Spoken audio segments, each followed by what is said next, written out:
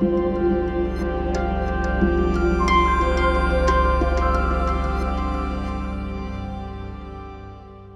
and welcome. The title of my talk is Knocking on Death's Door, Designing a New Bunker for Horizon Forbidden West. I'm Blake Rebouche, Senior Quest Designer at Guerrilla. I joined Guerrilla about 7 years ago during the production of Horizon Zero Dawn. On Zero Dawn, I designed the Grave Horde and the Zero Dawn Project Bunker, which is part of the Deep Secrets of the Earth quest. So my specialty is in big, narratively driven, mostly linear interior spaces. I've been a designer on Horizon Forbidden West through the entire production process. I can honestly say that it's been one of the most amazing and challenging projects I've ever tackled as a designer. So what is this talk about? This talk is about a quest that I worked on through the entire development of Horizon Forbidden West.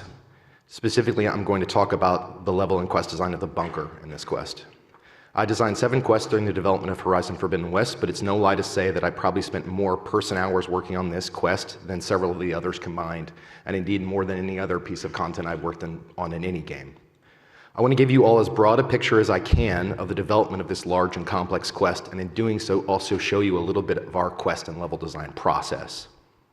If you've seen my previous GDC talk, this talk is a little bit of a follow-up, a little bit of a sequel to that talk, but you don't need to have watched that talk to appreciate this one at all. In my previous talk, Balancing Action and RPG in Horizon Zero Dawn's quests, I talked about my process and my learnings in the creation of the bunker, the Grave Horde. This is a space where Aloy came face to face with the realities of war in the time of the Old Ones. For Forbidden West, we wanted to build on some of the things that we did well in Zero Dawn's bunkers. For instance, we wanted to focus on building story-rich environments with unique puzzles, but we also wanted to de-emphasize some of the parts of the first game's bunkers that were problematic, in particular combat against humanoids, and the large cost in terms of art and lighting they represented. As you'll discover, we were sometimes more, sometimes less successful in respect to these goals. It took me 4 years and counting to build this quest. I've broken that timeline down into 6 phases, and I'm going to talk you through each one, giving you a sense of what the level looked like in each and the challenges we faced. Starting with the beginning of the beginning, we'll talk about production, pre-production, and paper prototyping. In Skeleton Quest, we'll talk about the block meshing of the level. In the first playable, we'll talk about getting the quest ready for the first playtests. In iteration and parallel development, I'll talk about adding value through iteration and integrating the work of other teams. In A Time of Great Change, we'll talk a bit about the pandemic and work from home and rework. And lastly, in Finishing Touches, we'll talk about polish. So let's start with the beginning of the beginning. This is equivalent to pre-production of this quest, but also encompasses a bit of the overall project pre-production. During the pre-production of Horizon Zero Dawn's quests, the entire company gathered into our canteen for a meeting we called Story Time with the narrative director. In this meeting, we were told the entire main story of Horizon Forbidden West in one go. Sometime after that meeting, I was assigned to create a section or a part of that overarching narrative, and that became known as the quest Death's Door. As part of that assignment, I received a narrative summary of the quest. This is a document generated by the writer after a quest pitch is agreed to.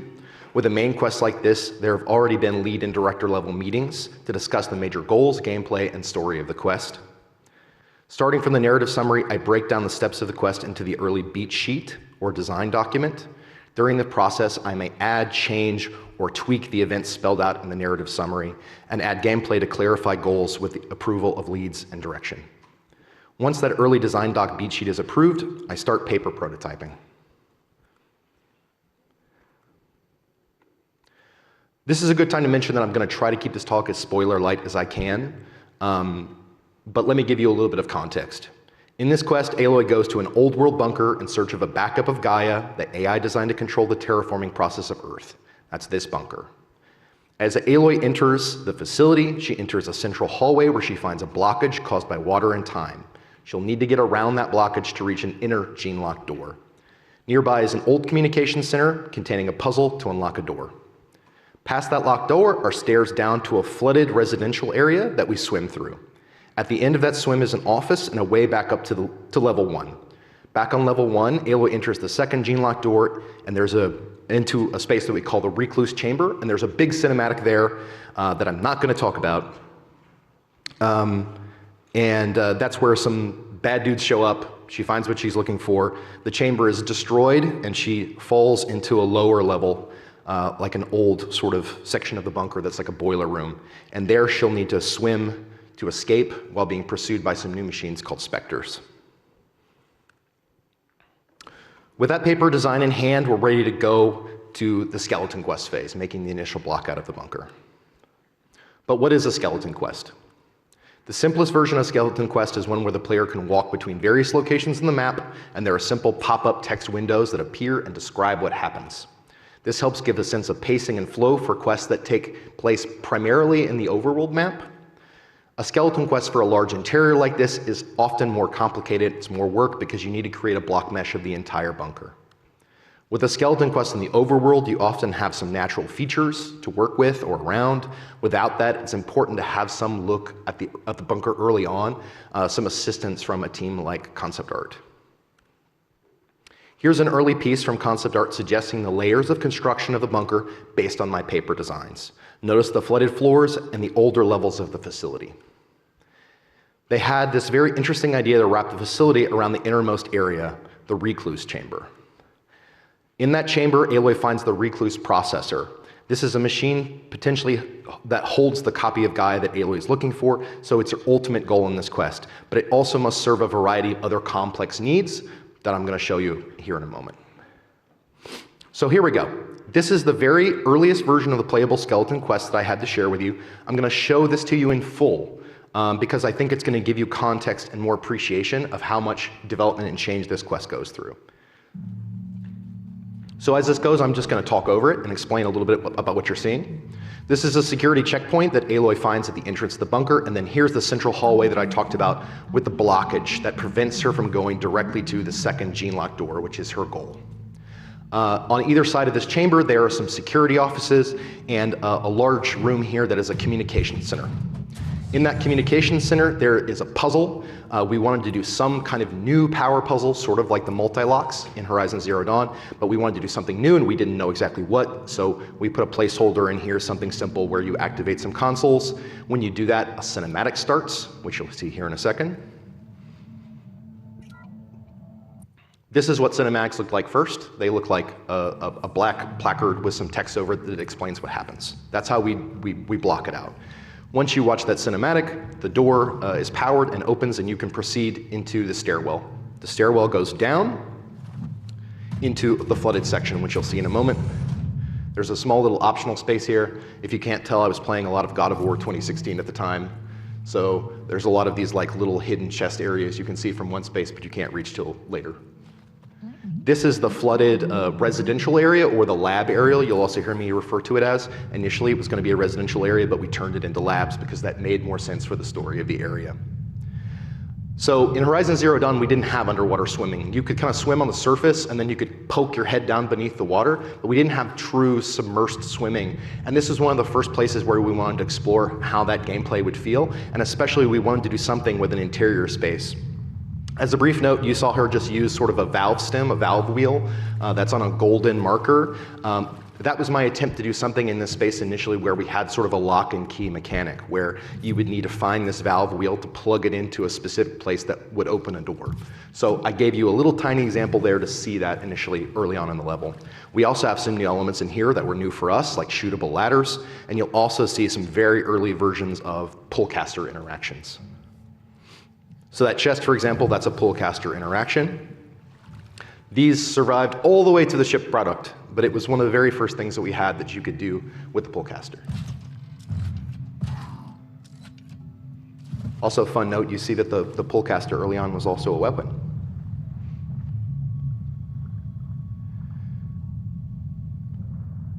So in the first version of this, it was a bit more puzzly. So like I said, we saw that golden marker that was next to that closed door, which the intention is to express that the player needs to find this valve wheel, which is the key that will unlock that door.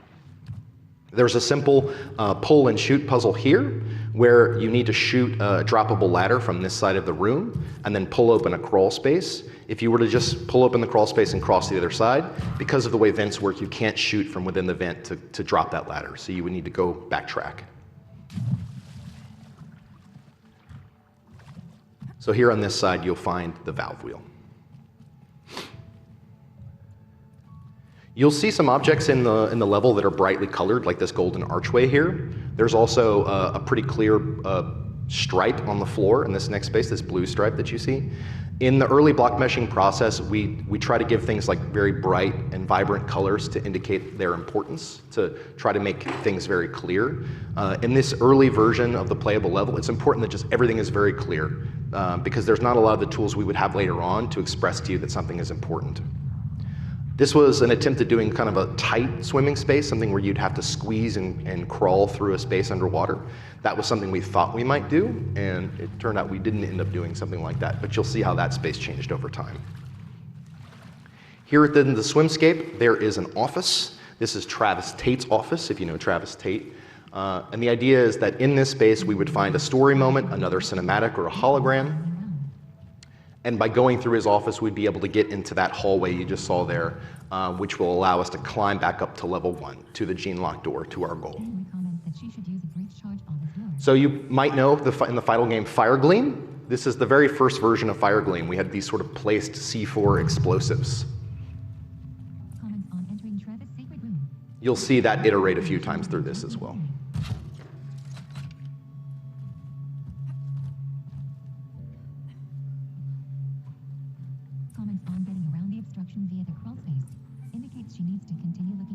You'll see here that Aloy is self-talking. She says something like comments that she should go up this ladder. That's how we handle self-talk in the beginning of development. They don't want us writing things that seem fictional or seem like actual dialogue, because that can get confusing as to the state of development we're in.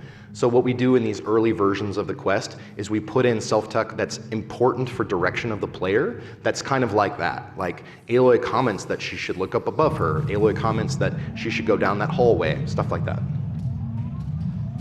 So now we enter the second gene lock door and we go into the Recluse Chamber.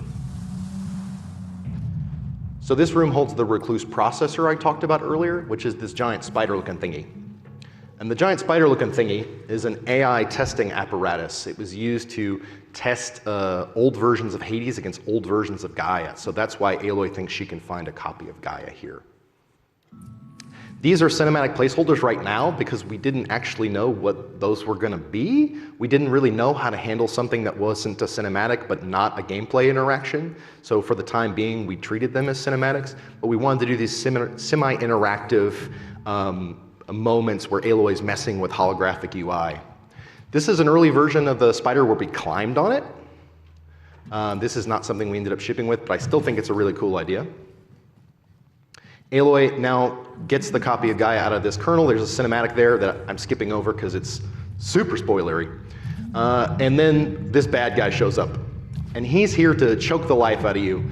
He's this slow-moving humanoid guy that chases you around the space. And the only way Aloy can escape this space is by dropping the spider, getting it to fall down. We do that by shooting weak points on the spider.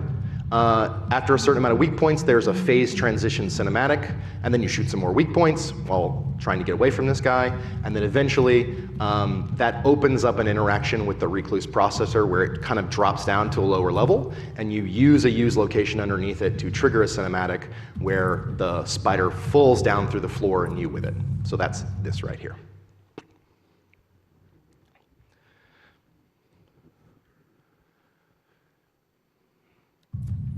So now we fall into the old part of the bunker, kind of this boiler room area where we need to swim to escape. This has one of my favorite early parts of the level's hackery. We had no idea what the Specters were going to look like, this new kind of machine, and indeed it would take years before we got even a mock-up of one. So what I used instead was human enemies from the first game with laser beams attached to their faces. We wanted to build something that was kind of like a stealth arena. We wanted this vibe of like, you're sneaking around and there's these really dangerous things that are sort of like turrets that are scanning around for you. And if they spot you, then they shoot you. And so you really have to stay out of their line of sight. This would also kind of teach you about stealth and water and how that works. But we actually didn't know how any of that worked. So it took a while to figure out how, say for example, machines could or couldn't spot you underwater. But these were our early experiments. You can also see we have some like pullable vents in here for underwater that are very early versions. There's also a pullcaster interaction right here that survives even until the final version, where you get out of the water to pull open this vent.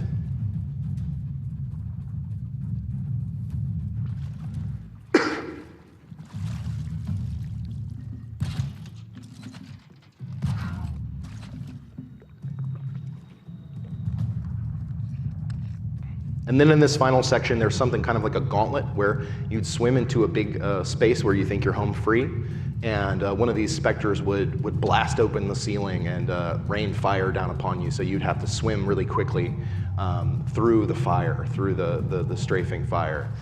There you go, that's that guy. But he can't actually shoot at you. He has no idea what's going on. He's like, you're in water? What's water? And then here at the end of the level, there's another one of these breach charge interactions, and blowing this door open allows Aloy to escape. So, just for ease of reference, I want to quickly label some of the areas of the bunker that we just looked at, because we'll be talking a lot about them. So first we have the central hallway, the communication center, the swim labs, this area here, the Recluse Chamber, and lastly the swim escape. Okay, so once the skeleton is submitted and approved, we now proceed to turn the skeleton quest into what we call a first playable.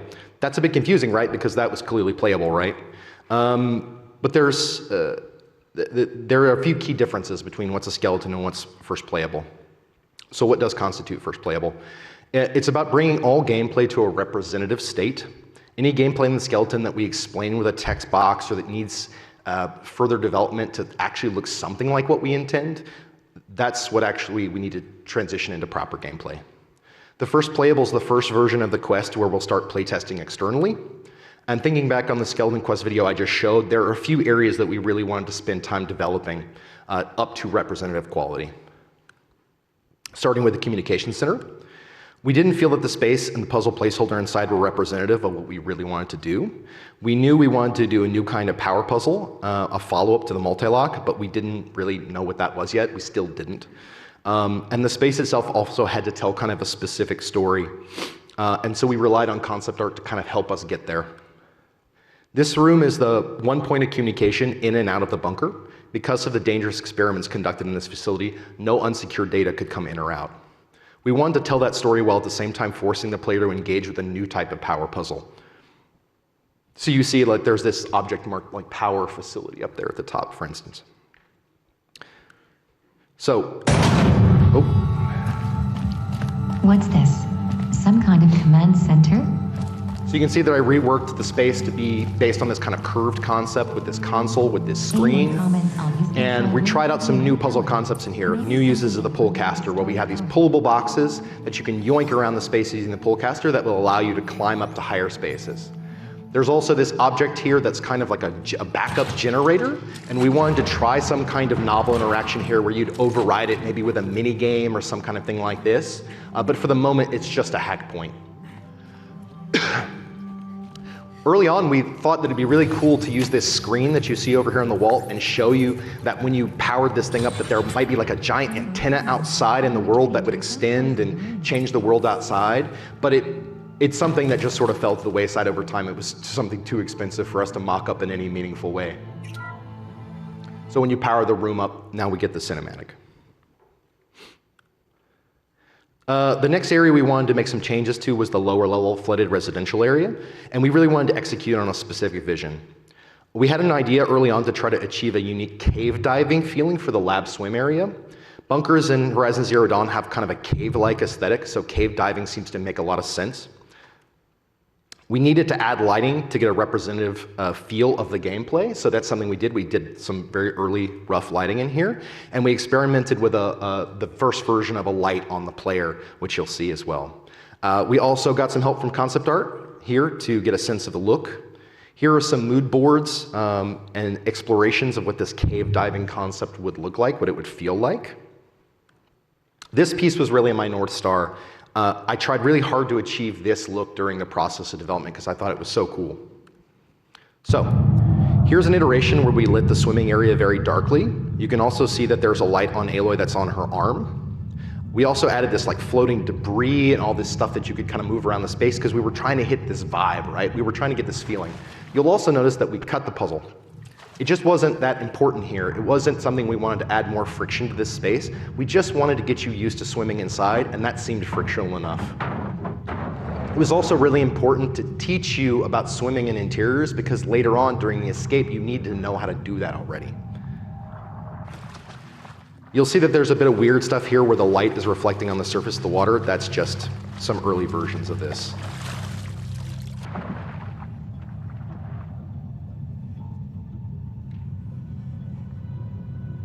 So this puzzle that's in the other space now, instead of finding a valve wheel, there's a treasure chest basically in the same spot. So we just kept the same space. So pretty much the same thing here. The next area we wanted to focus on was the Recluse Chamber boss battle. We wanted to add in the first representative spider model. We felt it was really important to give you the actual real thing because my version was this really weird Tinker Toy spider.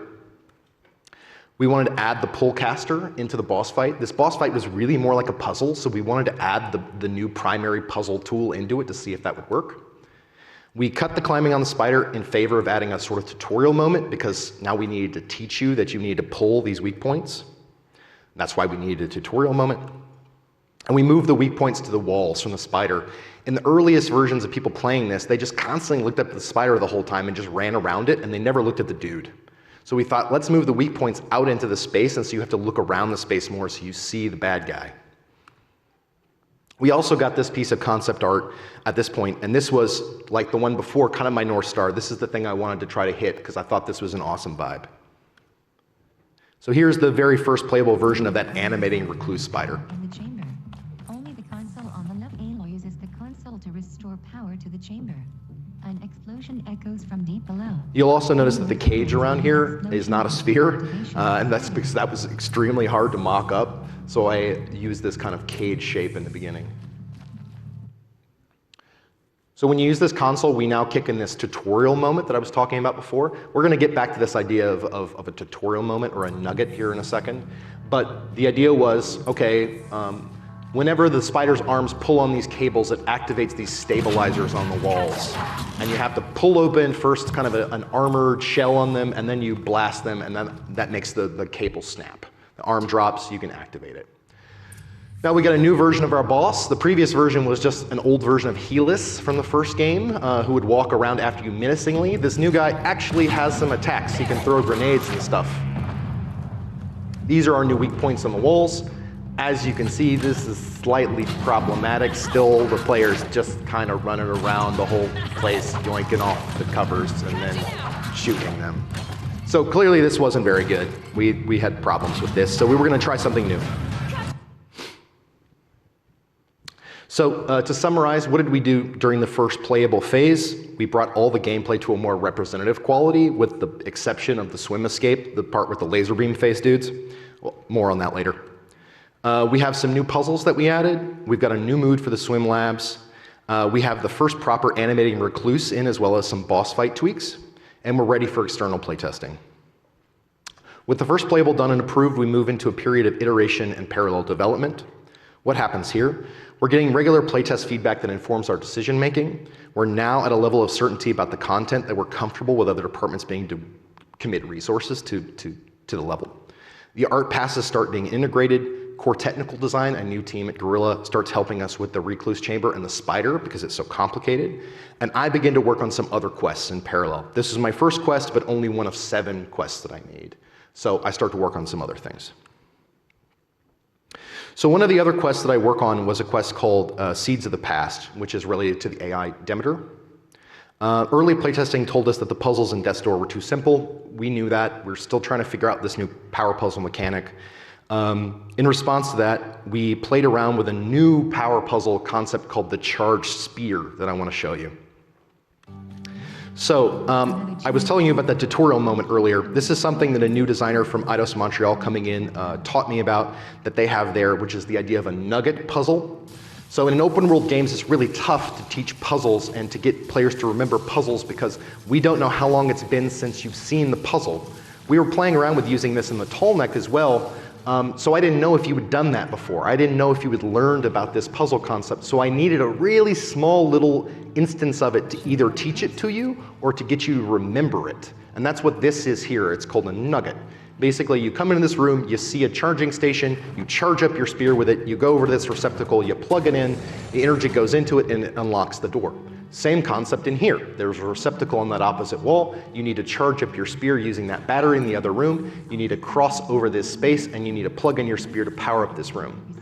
Now the twist is, the aspect of this that you'll notice that's new is there's a thin layer of water on the floor. The idea of the charged spear was you can carry around this charge in your spear so long as you don't touch water. If you touch water, the charge dissipates, and then you have to go back and get a new charge. There's also still this aspect of yoinking stuff around the room using the pullcaster to make a bridge for yourself to be able to cross across the space. So the player's going to go back over here to the battery, going to plug in her spear, get a charge in it, and then come back to the room.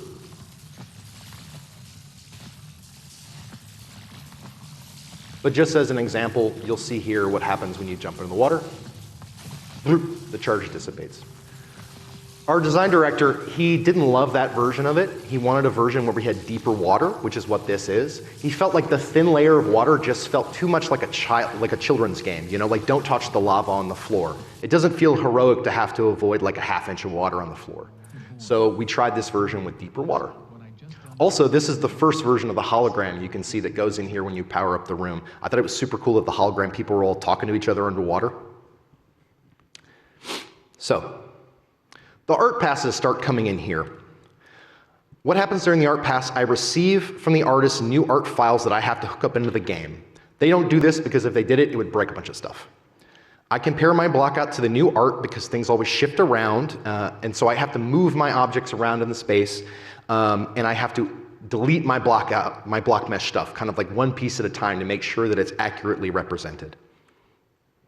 Typically, we have 2 art passes and then a lighting pass. From now on, you'll mostly be seeing arted spaces and lit spaces. So here's the same puzzle space, the same kind of area we've been looking at, but with the first art pass, for instance. Now there's still design changes happening here. For instance, we wanted to pull you here to this obstruction to see the second gene lock door in the distance more closely. And so we moved the door, the entrance to that command center, around the corner so that you wouldn't be drawn to it before you were drawn to this big obstruction in the middle of the hallway. Then here's that same command center space with the deeper water that I just showed you, but with an art pass. So, the swim labs. For several playtests, the feedback on the swimming parts of the level had been pretty negative. But we really believed in this type of experience that we were trying to present. And we felt that it was the swimming system, the idea of swimming underwater, that needed some iteration time, that needed some time to be developed.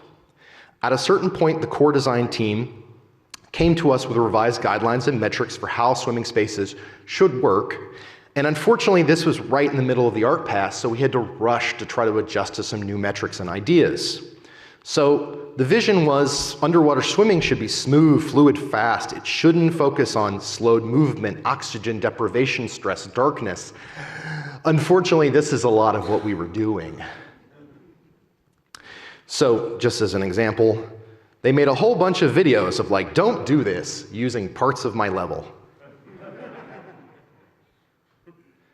Yeah. Avoid bad flows, avoid using hard-edged geometry, avoid placing tricky doorways and openings. This is that tight space that you swam through earlier that I pointed out. Provide clear player direction. So we took another stab at changing the metrics in the swim labs, the most important change of which was we doubled the depth and doubled the width of everything. And we had to do that in the middle of the art pass. Here is the same space with an art pass, with a lighting pass. And as you can see, everything is much deeper, much wider. Now, this wasn't the most popular change. It kind of strained credulity that we had a bunker with ceilings that were like 12 meters high, 20 meters high. But I think that when you see the space in practice, it doesn't strike you as being that odd. But now you can see in here, we're getting much closer to the right feeling, the right vibe, right? Holographic lighting, darkness. This is that tight hallway section. I stripped a whole bunch of the obstacles out of it so it was easier to swim through. But players were still dealing with oxygen deprivation stress, right? They didn't feel like they could just swim through this section easily.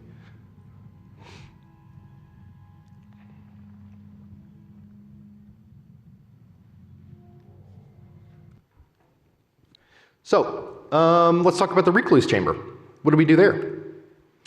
So the effect of the art pass on the Recluse Chamber, that had some pretty big changes, and you'll see that in a second. I'm going to show you a video. We got assistance from core design. That was really important because we needed help with this giant spider thing because it needed to be rigged, it needed to have complex scripting, it needed to have physics, it needed to have all kinds of stuff that we had no experience with. This was probably the most complicated interactive object in the whole game because people really thought of it like a machine, and those things are super complicated. We also tried some new experiments with the boss fight, and I'll talk about that in a second. As I showed you before, this was sort of my North Star concept art piece, but we decided to ditch this. This spider looks too much like a machine out in the world, and it needs to look like something in an old world bunker. It needs to look like old world tech. So we moved in this direction. This was something that we actually kit bashed together with a whole bunch of old bunker pieces. So let me show you that. So this is the first like built out of art pieces version of the spider with actual physics derived chains and stuff like this. You'll see.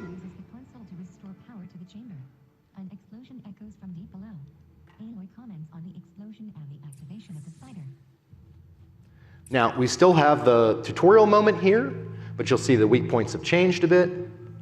We added this new idea, which was a timing element. So you couldn't just run around the whole room and yoink all the covers off, shoot all the things. Now it was based on the movement of the spider, whether those weak points would be exposed to you or not.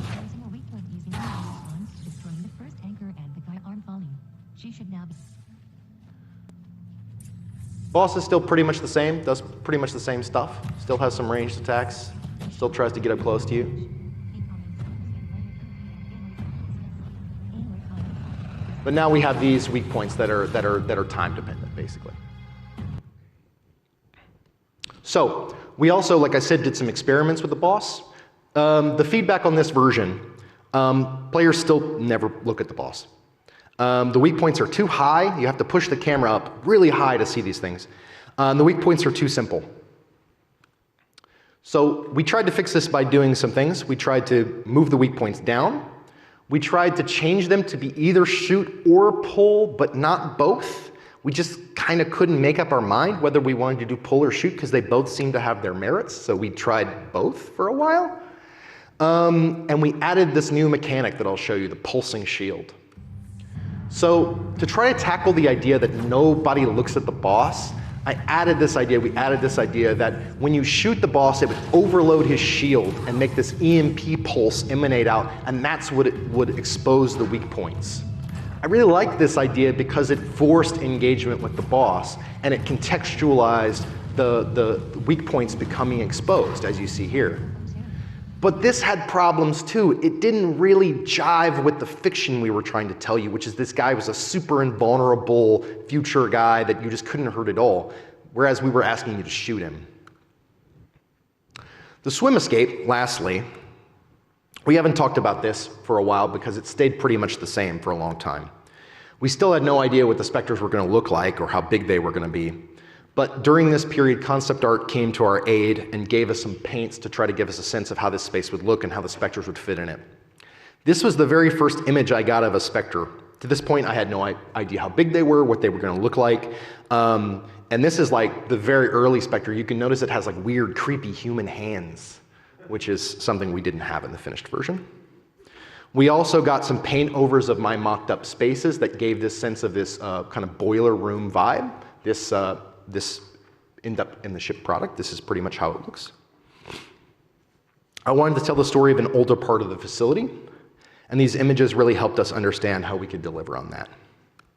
So, during this period of iteration and parallel development, we tried out new puzzle concepts. We integrated the first art passes. We reworked the swim labs to new metrics. We changed much of the Recluse Spider Chamber in response to art needs.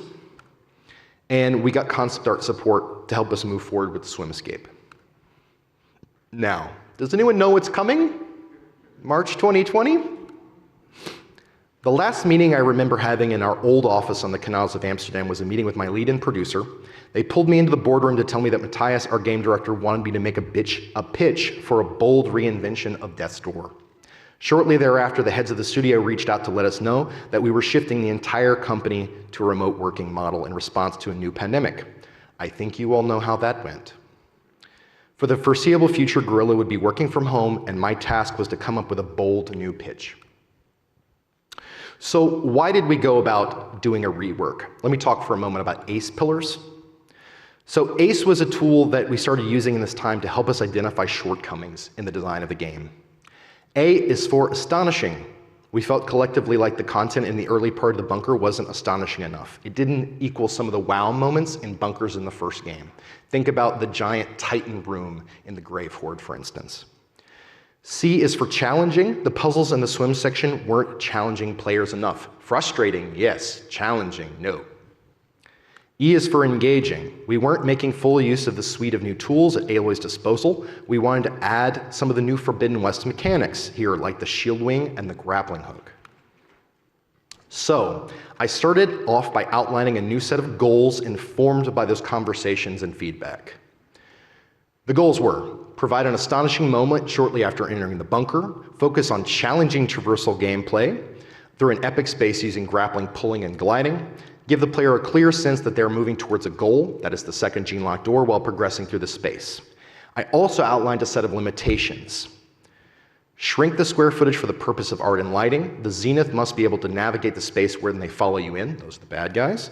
And we need to maintain the communication center and Travis's room, that office at the end of the swim labs, as locations for the player where they have to experience essential storytelling moments. Now, it's important to have goals and limitations because you have to sell both. When you come up with a new pitch, you have to get the people you're pitching to understand the goals and limitations so they understand how your pitch matches those needs. So here's the pitch. I've grayed out most of it because it's not directly relevant. I don't want to read the whole thing. Here's the relevant bits. Just beyond the security checkpoint, the player encounters a vast passage like a tunnel, roughly 100 meters long and 25 meters wide, ending with another gene lock door. This passage once featured a long, suspended catwalk. This catwalk is now mostly broken. Luckily, this catwalk branched in a few locations to connect to corridors and rooms along both walls of the passage. By accessing those adjacent offices and structures, Aloy can weave her way along and across the shattered passage using grapple points, pullable IOs, and shield wing glides. While weaving back and forth across the chamber, Aloy must still activate the Dust Palace Communication Center and pass through Travis's room, potentially with a new kind of puzzle, preserving those essential story beats. Here's my paper level design of what that would look like.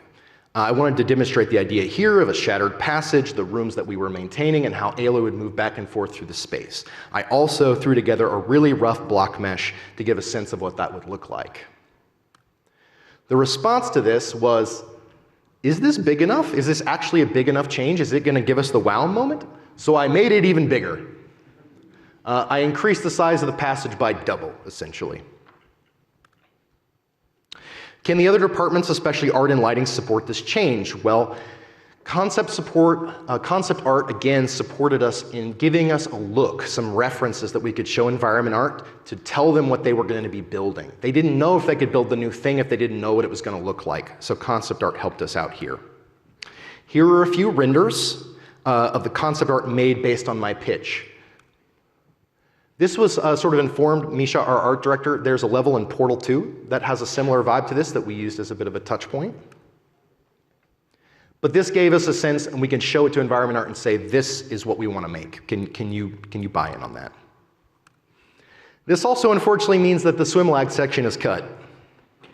Pour one out for the swim labs.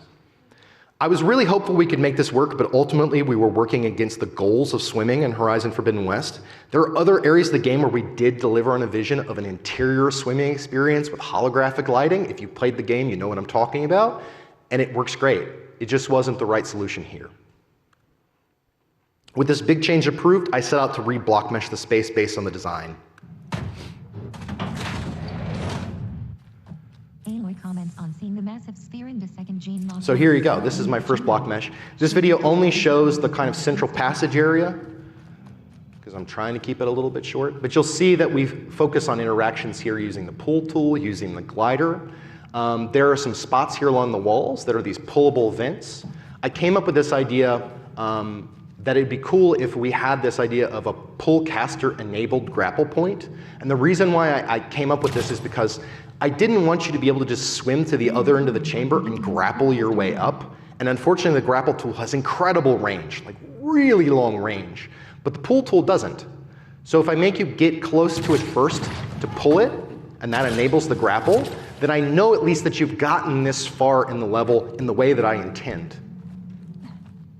I also started playing around with this concept of Spider-Manning around pillars and structures using the grapple tool. This is something I came back to in Alva's companion quest later in the game in San Francisco. Grapple point up above. She needs to climb up to be able to reach it.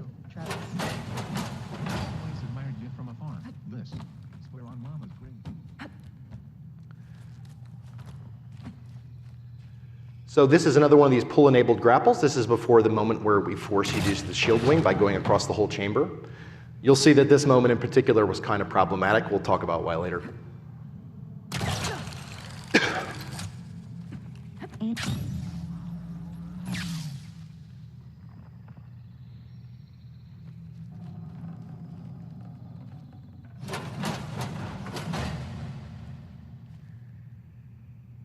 I'm going to move along here because we're going to see more of this area later with art passes. So the response to the rework of the main chamber was very positive. This led to further discussions about what other parts of the bunker we could possibly improve in the same way with the same process. What would a proposal like this for the Recluse Chamber boss fight look like? So along the same lines, using the ace pillars, we got this feedback, astonishment, the battle doesn't focus on the coolest asset of the room, the spider.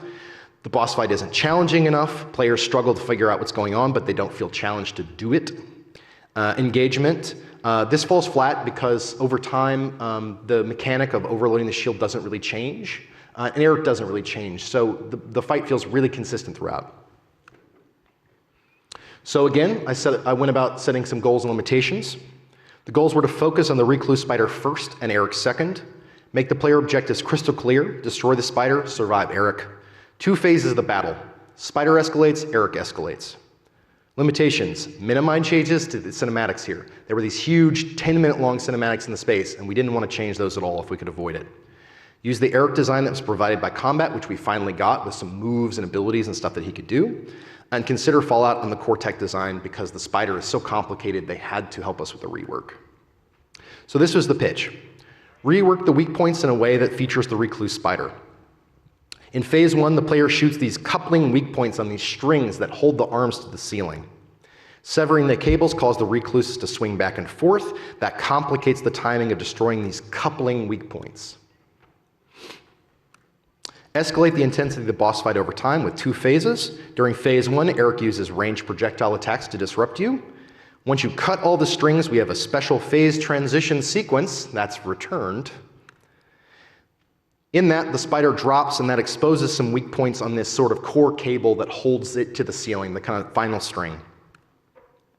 To shoot that, you have to get to certain spots around the room because it's shielded in a way where you couldn't shoot all the sides from one spot. And we need to escalate the intensity, and we need to change what triggers the collapse of the Recluse. So up until this point, it was what I showed you. You saw the weak points, and then you had to do an interaction on the spider. I didn't really love that, and so I proposed this.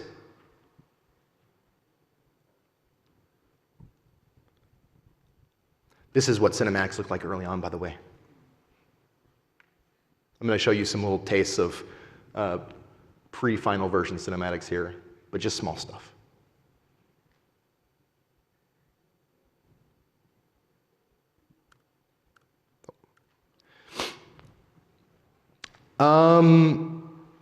So the response to this, can we afford to add a new cinematic between the two boss phases? Can we support changing the collapse cinematic, the one you just saw at the end? These problems sort of solve themselves because we shortened one and added a little bit to another. Are we going back to all the same problems we had before with moving the weak points to be back on the spider?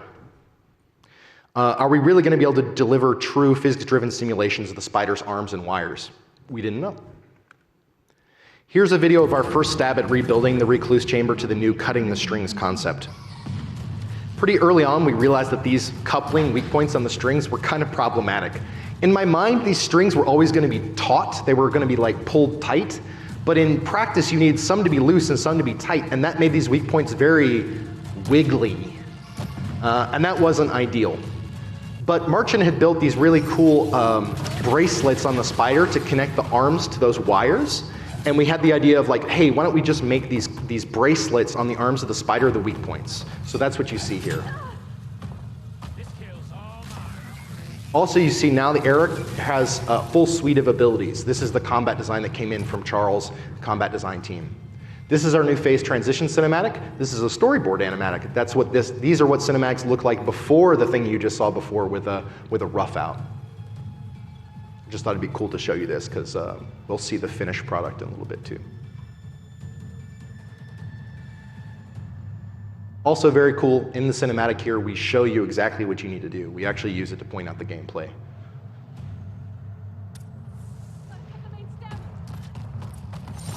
Now we have these core cable weak points that I was talking about on this final connector connecting the spider to the ceiling.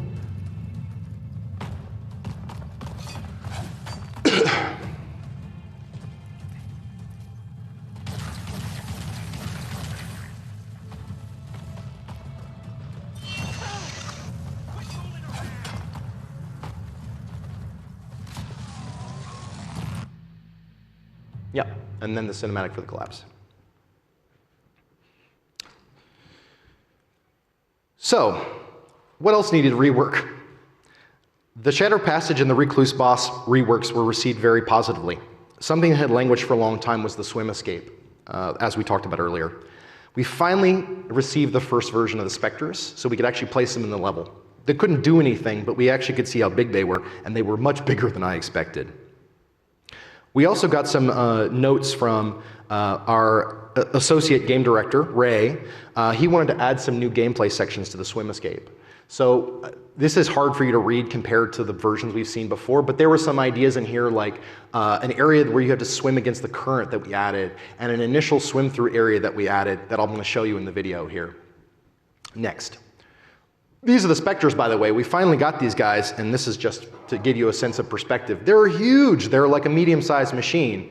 I thought they were going to be something more like a small-sized machine, and actually we got something the size of a Ravager. So we reworked the swim escape with these ideas in mind. I'm going to point out these new areas. This is the new swim-through tunnel that Ray had suggested we add. The reason why we added this is we added this tunnel because it's exactly the length required to force you to use up all your oxygen. And that would force you at the end of this swim section to surface and see the Specters. Shit. So here are our Specters. Just like our guys before, they're like, haha, you're in water. I don't know what that is. Specters. I better stay out of here. But as you can see, they don't really fit all that well in this space anymore. So we had to figure out a way to change the structure of this upper area to accommodate them as best we could. Also, surprise, in the design there was this idea that they could walk on walls and ceilings, which we didn't actually have any machines that did this, and we didn't actually have some way to mock this up exactly. And so we had to try to figure out how we were going to rebuild this space to accommodate for these machines that could cling to walls and ceilings. Specters are terrible. So this is a new gauntlet section, much like the one before, where you have to swim through an area at the end while under fire and duress. You'll see a better version of this later. Yeah. Okay. A summary of what changed during the time of Great Change. We completely reworked the main chamber of the bunker, we cut the swim labs, we reworked the boss fight with new weak points in the spider and proper combat design for the boss, we redesigned the swim escape section with new gameplay segments and in a way to accommodate the larger than planned for size of the Specters. On to finishing touches. This is sort of like our polish phase. However, because of large reworks during the phase before this, we had to do new art integration late in the process. That led to late lighting passes, late audio passes, late everything passes, and this was very, very difficult. Traversal gameplay iteration in response to gameplay, we had to do a lot of this because traversal problems cause players fits in playtesting. If they can't make one jump, they can't progress in the level. And we were trying to do everything on like a very fine level of perfection. Boss battle tweaks in response to playtesting, a custom servitor behavior scripting to support swim escape, talk more about that later, and finally bug fixing. So in iterating and doing new art passes on the main chamber. Like I said, because we completely reworked everything, we had to work hard to catch up on lost time. This caused our scores to dip in playtests for quite some time because we no longer had the fidelity we had before. A more traversal-oriented space suffered more readability issues. Small snags in players' ability to move through the space caused huge dips in player scores. Just as an example, we had one playtest where ladders stopped working. And when you can't use the ladders to climb back up, players get massively frustrated. In less than a year, we went from this to this to this. And every version caused players fits in different ways. Let me show you a video. So this is a video of our playtesters experiencing some common problems in trying to traverse through the space. What's going on here is this player doesn't remember how to jump backwards anymore. That's the thing, we just don't ask you to do that often. And the way I designed this platform, it was really hard to actually land the jump. So what I did is we added a reminder. This is an idea we stole from God of War, where we pop these things up on the bottom of the screen contextually if we felt like you needed a reminder of how to do something. Here, we had this pullable vent that you had to open up to enter this room. In the block mesh, people saw it perfectly, but with lighting, they never saw it. Yes. They never saw that vent. So David McMullen, one of our designers, he had the brilliant idea just to open it.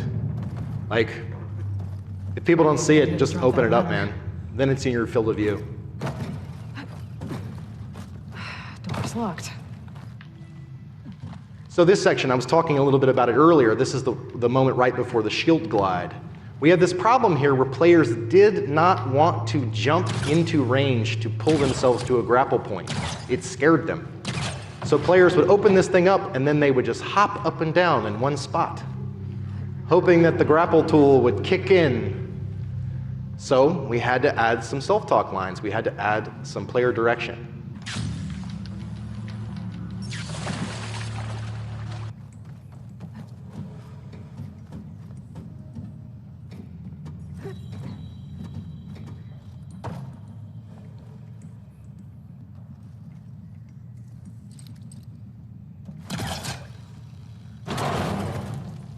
Don't think my pullcaster can latch onto that from here.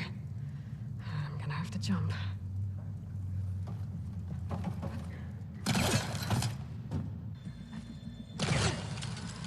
This is another example where we added a reminder because players forgot that they could drop down off of a climbing hold.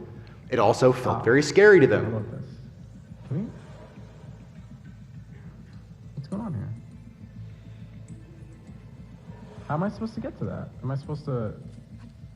Okay. Do you want me to drop down? Jesus Christ. I guessed it, but. So what I did is I added a reminder and I added a climbing piece to suggest the direction of movement. It wouldn't get you all the way to the climbable piece, but it would show you need to go that way.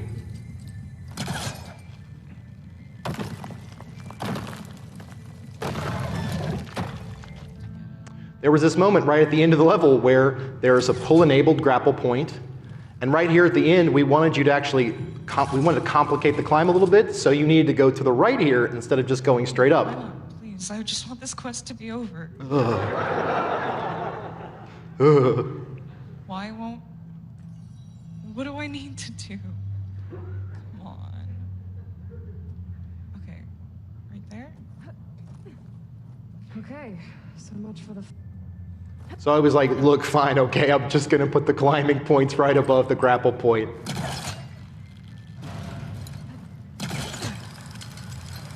Player want to go up, we go up.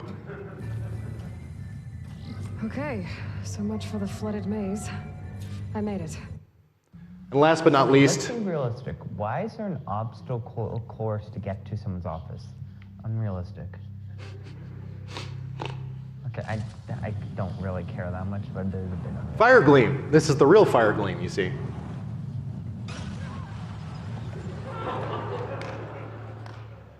Uncool.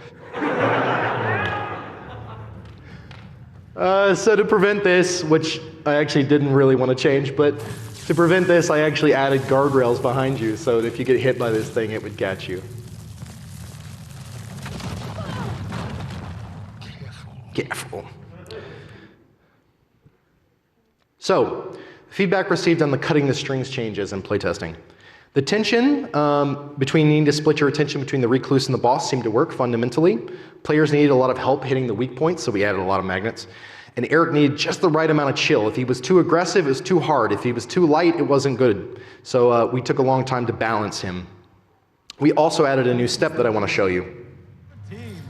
So Matthias, again, he thought it was weird that the weak points on the spider arms showed up just at the beginning of the boss battle for no good reason. So he requested that we add this step where you actually had to walk over or run over to this console at the beginning of the room and activate it. And that would make the weak points show up the first time on the spider. Whole processor down? Also, nice little touch. Once you activate this thing, Eric gets mad at you and he blows it up. Now I can break the couplings holding that thing up. So as you can see, this has an art pass now, right? Like it's actually like, this is the finished version. So this is with art, with lighting, the proper weak points that glow and change, the full boss.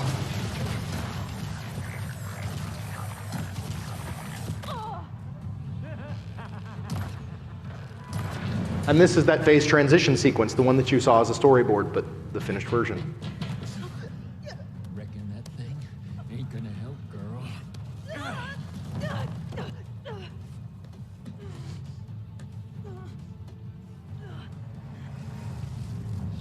Right. Come on. Come at me. Okay. So lastly, the Specters. Now we actually had the Specters in the level, but we had to get them to do things. So we need to figure out well clinging, precision scanning, like the turrets I was talking about, shooting from the walls and detecting the player. These were actually all new behaviors. We hadn't done this stuff before. There are machines in the first game that appear to cling to walls, but it's a bit of an illusion. They can start that way, but then they have to come right down off the wall. This was the first machine that could actually move from walls to ceilings and then shoot from those positions. These are videos provided by Tommy Kirstens, one of our AI programmers that worked with me on this area. He also built custom behaviors for me where I can indicate areas where they would fire in strafing patterns, because we wanted that during this section as well.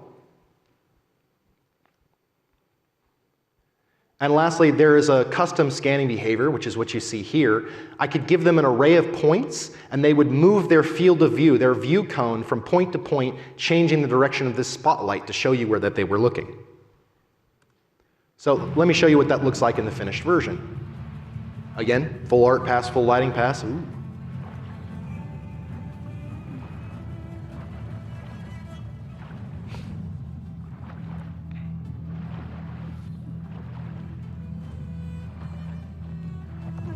Shit!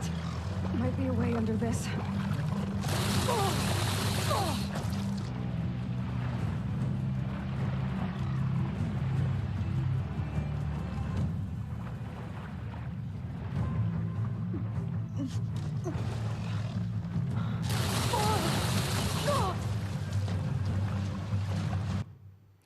So, to summarize,